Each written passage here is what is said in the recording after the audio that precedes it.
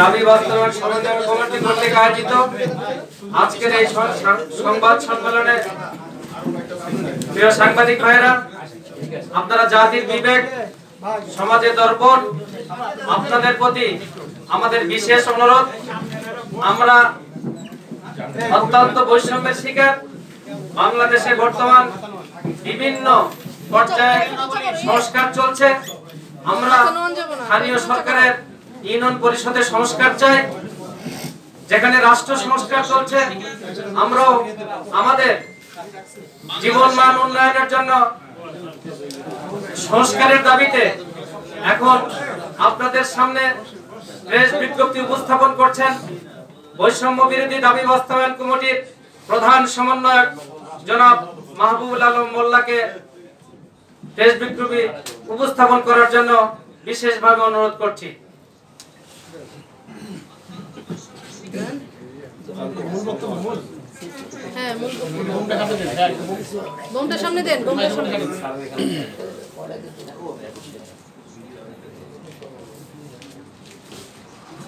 বিসমিল্লাহির রহমানির রহিম।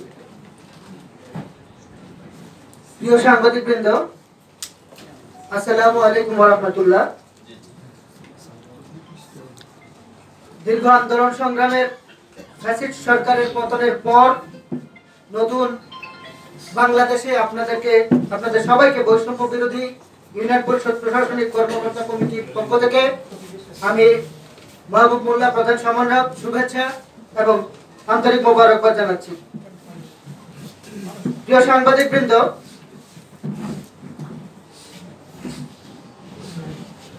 সরকারের তৃণমূল পর্যায়ের প্রশাসনিক ইউনিট হিসেবে ইউনিয়ন পরিষদ 1870 সাল থেকে গ্রামীণ জনগণকে যাবতীয় নাগরিক সেবা প্রদান সহ উন্নয়নমূলক কাজ করে আসছে। কিন্তু গত 2 যুগ ধরে রাজনীতিবিদগণের স্থানীয় সরকার সম্পর্কিত বিরূপ মনোভাব এবং কেন্দ্রীয় সরকারের একক নেতৃত্বের কারণে প্রতিষ্ঠানটি আদৌ সেভাবে গতিশীল হতে পারেনি।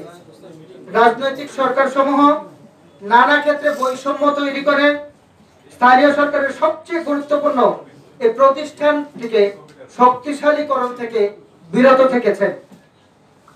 স্থানীয় সরকারের গ্রামীণ পর্যায়ে স্থানীয় সরকারের প্রতিষ্ঠান হলো ইউনিয়ন পরিষদ, উপজেলা পরিষদ, জেলা পরিষদ এবং নগর এলাকার স্থানীয় সরকার প্রতিষ্ঠান হলো পৌরসভা এবং সিটি কর্পোরেশন। কিন্তু এসব স্থানীয় প্রতিষ্ঠানে রয়েছে চরম বৈষম্যমূলক আচরণ। ইউনিয়ন পরিষদ প্রশাসনিক কর্মকর্তাগণের বেতন ভাতা সময় মতো প্রদানের ক্ষেত্রে চরম বৈষম্যমূলক আচরণ করা হয়।